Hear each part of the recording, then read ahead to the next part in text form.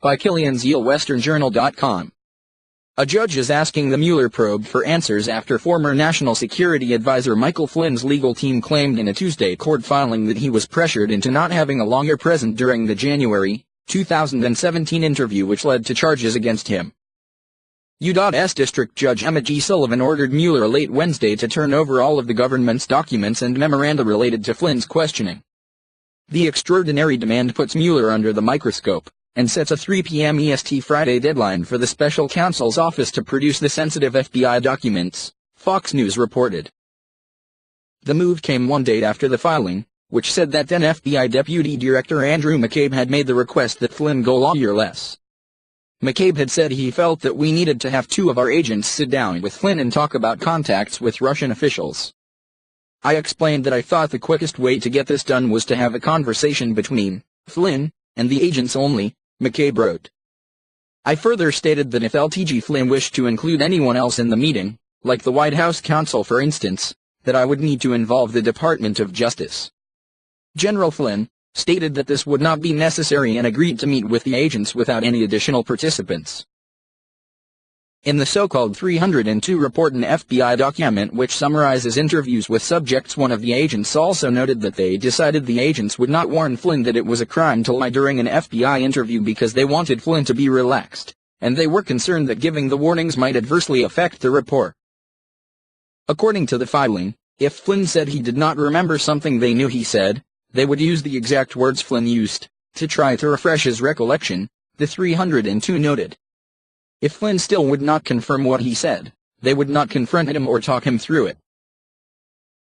Hattis, according to Fox News, deviated significantly with the FBI's interview with former Trump campaign employee George Papadopoulos, in which it was made clear that false statements to the FBI constituted a crime and that the subject had the right to counsel.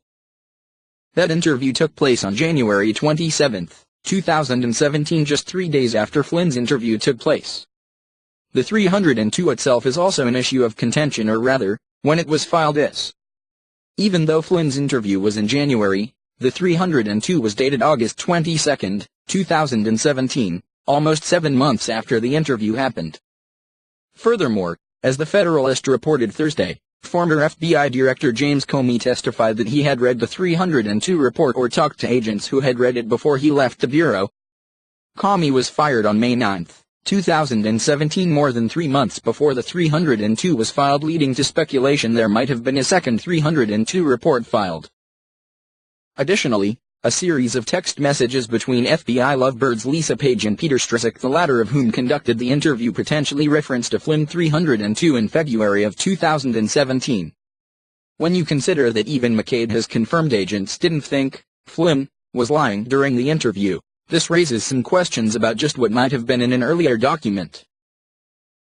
In his order, Sullivan requested Mueller turn over not only the Flynn 302, but also a memo written by McCabe and any similar documents in the FBI's possession, Fox News reported. Sullivan similarly demanded that Flynn's lawyers produce the McCabe memorandum in 302 they used to make their assertions. That any similar documents might be giving the FBI some nightmares right now, particularly if that second 302 is around.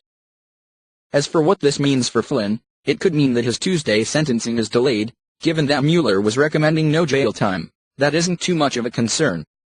If he was deprived of his constitutional right to counsel through coercion, it also could mean that the judge could throw out the charge.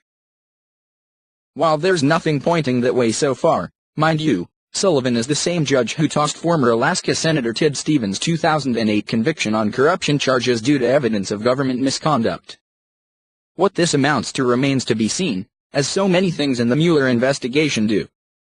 However, this again adds a patina of deep stattiness to a case that's already had a few layers of it. The FBI doesn't be in the business of advising people to forego lawyers during an interview, particularly if it's going to end with them pleading guilty to a felony. And, as for that potential Phantom 302, well, as they say, get your popcorn ready.